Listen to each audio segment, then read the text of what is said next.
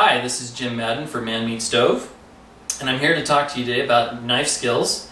And with any good knife skills video, of course, we're going to be discussing a very good knife. This happens to be a German Wüsthof knife, and you can tell it's good because it tends to balance pretty well right along here, and it has a full bolster that runs down to the bottom of the blade, as well as a full tang that runs all the way through to the back of the blade. So when you're selecting your chef's knife, you're going to want to decide which size knife you want. They come in pretty much three sizes. 8 inch is by far the most popular, similar to the one Wüsthof that I showed you. 10 inch is also a very popular size, and some people prefer 12 inch. And the key thing is that you can always use a bigger knife to do smaller knife functions, but you can't use a smaller knife to use a bigger knife functions. But when it comes to 8 versus 10 versus 12, it really doesn't matter. So you're going to want to select a cover for your knife as well. You can get something kind of pro like this one, and basically it's just to keep it so that it doesn't bang up against other metallic things in your drawer or when you're carrying it someplace. You'll want to have a good cover like this, or you can just have something inexpensive like this cardboard cover that I got when I sharpened my knives the last time. They work just fine, and they're, like I said, they're inexpensive. It cost me all of a penny. In addition to your chef's knife, you're probably going to want to at least get a small paring knife such as this. And the reason is that you can choke up on the paring knife in this way and use it to carve things, or to, say for example, take the top out of a tomato. An additional knife that I like to have handy is a serrated knife. It's also good for cutting tomatoes or for cutting meat, that kind of thing. Another kind of knife that you might want to consider instead of the Wüsthof is a shun knife. They're Japanese made, and they're kind of interesting because they have a nice pattern to them that is from them folding the carbon steel when they make them. They're incredibly sharp, and another interesting thing about them is that they are designed to be right-handed or left-handed. They actually are shaped to fit your hand very comfortably. The thing to remember if you buy a Japanese knife is that they are ground, the angle that they're sharpened at is different than German or American knives, and you're going to need to have somebody professional sharpen it. And I frankly would recommend having a professional sharpen your knives anyway. It's just safer, and they do such a spectacular job of it.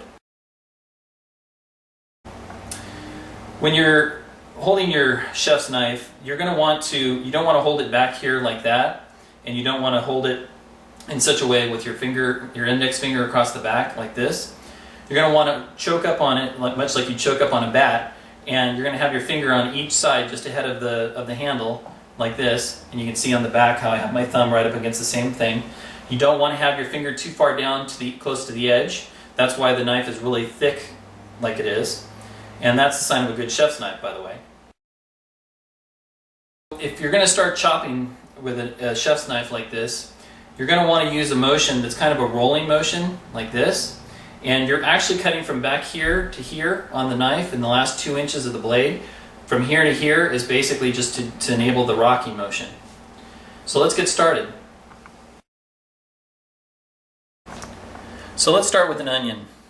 The thing about cutting a round object like an onion you want to keep in mind is that you'll always want to cut it in half first, like that. And the reason is once you cut it in half, you make it possible to keep it balanced. It isn't going to go anywhere on you. And particularly with onions, because an onion has two different ends. It has the root end, and it has the top of the onion end. You want to leave the root end on, chop the top end off like that, peel off the old skin. It's not very good eating if you leave it on there.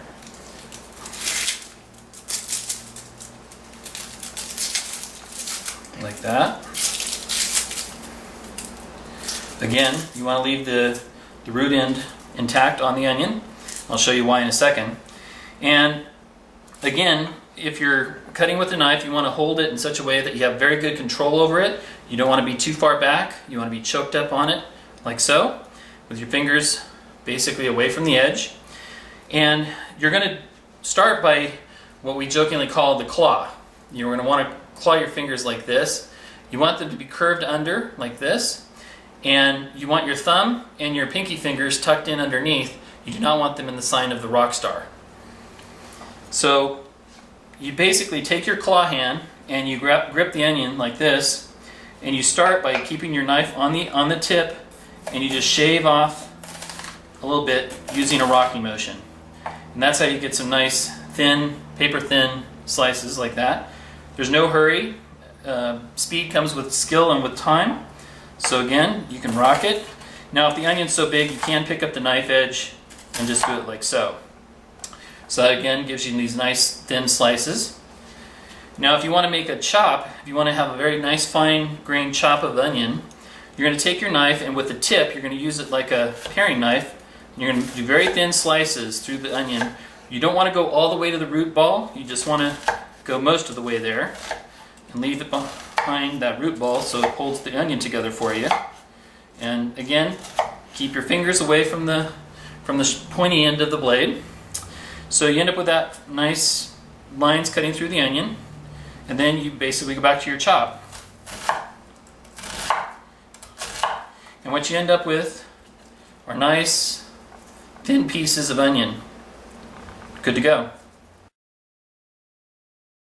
When you're done, or when you have your chopping and you have some accumulation on the blade like this, you don't want to use one finger and swipe it across the blade like that, because you'll very likely cut your finger off, or at least shave it. And what you want to do is you want to take your hands like that, form a U, and go down the blade with both sides like this.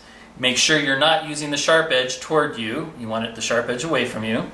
Again, like that. If you do it that way, your fingers absolutely can't be cut when you do it. And in addition, when you're trying to gather up your onions, use the back of the blade, not the front of the blade. And the reason you do that is it dulls the blade if you drag it across the cutting board. Now a lot of chefs will take and they'll scoop up the onions or whatever it is they're cutting like this, and that's risky on a couple of levels, because when you get that accumulation like that, you still have to swipe it off the blade when you bring it over to the bowl. So you don't want to do that. You want to get something called a scraper. And this is one example of one. This is an inexpensive model, plastic, works just fine, and it does a great job of scooping up everything so you can put it into a bowl. And it won't cut your finger off, more importantly. So again, chopped fine, good to go. And if you're going to cut a carrot, again, the fun thing about carrots and generally round vegetables is that they're round. They want to roll while you're working with them, so be very careful. You want to take your knife and just kind of barely get it started with your fingers on each side. Remove your fingers and just start the cut, and use the tip of your knife to cut all the way through, so that then it's a half round, and again it'll stay put. And you can then use your knife tip again to run up the side like so, and like that, which gives you a nice, again, sticks that you can use to create a fine dice. You form your hand in the claw again, keeping your thumb and pinky finger back and using the proper grip, and you're going to rock it. And you're feeding the vegetables mostly into the blade, not so much bringing the blade to the vegetables, although this one wants to stick, so I'm just going to keep going with it. Like so. You end up with a nice diced carrots, diced celery, and diced onions. And in cooking lingo, that is known as a mirepoix. It's a French word. And as you can see, there's the carrots and the celery and the onions diced nicely together.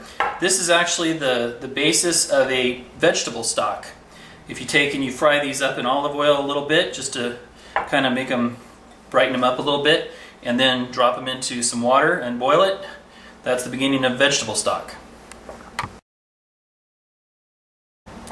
So if you want to mince something, which is to cut it into very, very fine little cubes, this is a jalapeno pepper I'm going to start with. And just a trick with peppers in general is that you can run them between your hands like this to loosen the seeds up inside before you cut it open, and that will allow you to pour the seeds out a lot easier. I like the seeds even though they're the hot part of the pepper, so I'm going to leave them in there.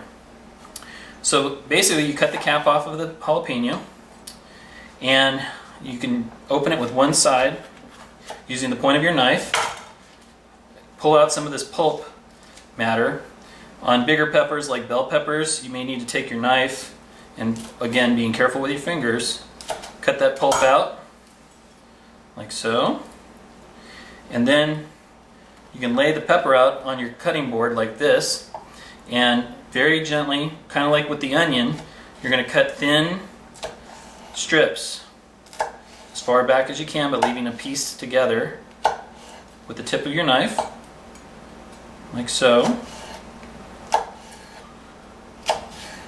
And if you cut some of it off or just have to cut some a little shorter, it's okay. And then you're going to take your jalapeno, you're going to gather it up like that again. Grip your knife appropriately without your fingers being in front of the blade. And you're going to start the rocking motion again, like so. Making sure to keep your claw hand fingers back. Let me do this from this angle, like so. And then I'll try and do it from the back here, like so. You can see how I'm keeping my thumb and my pinky finger back as I chop, or as I mince in this case. And what you end up with is a very nice fine-grained pepper. And you can take this pepper and, again, using the back of your knife to gather it up, you gather the peppers into a pile, and placing, again, holding the knife appropriately and placing your other hand on top of the blade here so that you have a good stable grip on it, you start to chop. And with this, you just rock it around like so. And that'll get you a very nice mince going. Clean your blade, stack them up again. Do it one more time. This is a good thing to do with garlic, for example, if you want to get a really fine grained garlic going, or pepper, so that you get you don't have too big of chunks of jalapenos mixed in with whatever it is you're cooking. So garlic is what I would consider to be one of the finer things in life, and it is a great flavor. It adds a lot to almost any dish, any savory dish anyway. And I don't know about ice cream, but savory dishes anyway. And one of the things that I just learned was that when a recipe calls for cloves of garlic, cloves of garlic come in different sizes out of the full garlic head. For example, you can see the difference in size here. And apparently, the smaller garlics are much stronger in flavor as compared to the bigger cloves. So in actuality, when it calls for one clove, it doesn't really matter if you have small cloves or bigger cloves. Apparently, size does not, in fact, matter when it comes to these things. So, in order to get garlic out of the clove, it would seem kind of challenging, but in actuality, it's pretty simple. If you take your garlic clove and you put it on your cutting board like so, and you place your blade over it, but be careful to keep it kind of angled down so that you're hitting the flat of the blade, but not the edge, obviously. You'd hurt your hand pretty good. You just want to tap it lightly, like so. You don't need to crush it to death. When you do that, you're releasing the oils of the garlic, and it has the added bonus feature of making it so you can peel the garlic very easily, just like I just did. And once you have all this dried garlic skin peeled off, like so, you'll end up with a nice clean clove of garlic.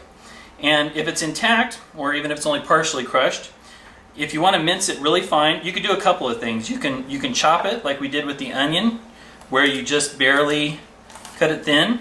And while these are big pieces of garlic, you would think you don't want to you don't have to worry about it, other than if people are going to be biting them whole, because this actually has the same flavor as the minced garlic. It just has a different texture.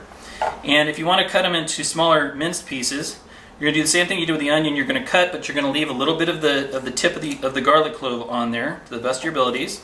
And you may want to pinch them to hold them together while you're doing this cut, so you get nice lines going through it. And then you start again, and you just cut through, doing the same process you've been doing with the onions and the celery and carrots. Again, watching your fingers, keeping your pinky and your thumb out of the way. And once you get down to this size garlic, if that's still not fine enough for you, you can do the same thing and gather it up, put your hand over the edge like that and start to mince it. And what you'll end up with is a very, very fine minced, fine-grained garlic that will literally disappear into whatever sauce or dish you're making. And if that's not small enough, you can just keep going back, chopping through it until you have a fine-grained garlic. Now, a word about the crushed garlic that you get in jars or this kind of frozen garlic. This is actually not as good as cut garlic yourself that you've just freshly minced. It holds, the new garlic kind of holds the oils, and they tend to dissipate over time. So we consider the store-bought garlic an abomination unto us, so you definitely don't want to do that. And that's how you end up with a nice minced garlic.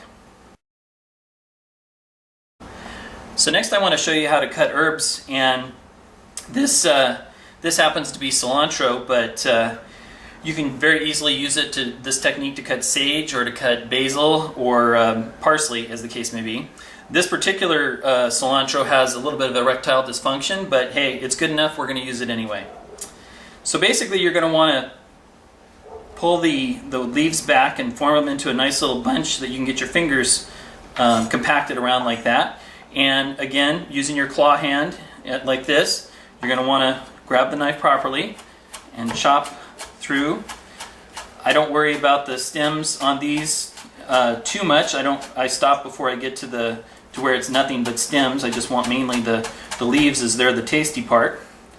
And this is the recipe this is an herb that we use heavily in the book to form I guess a sauce is what we call it. It's called pebre, and it's quite tasty. But that's basically how you chop an herb fine. And again, if you want to chop it even more than that, you can do this. And what you end up with is a very fine herb that's good for just about any recipe. You can see how fine the chop is on that.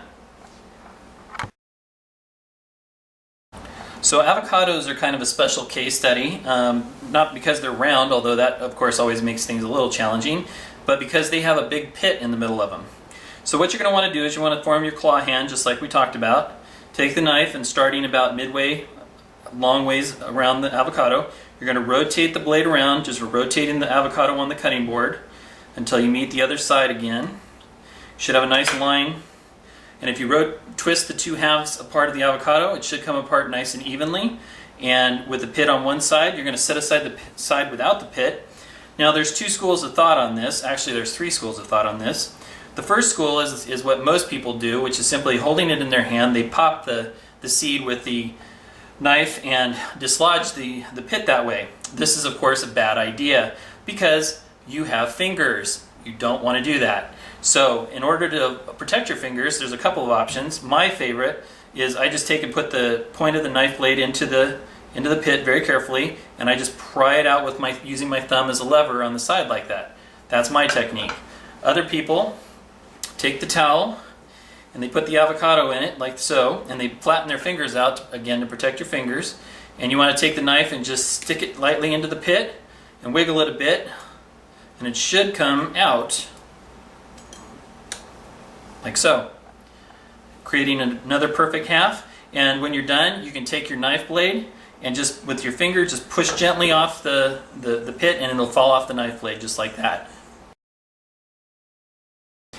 This is Jim Madden and Tom Jacques signing off for Man Meat Stove.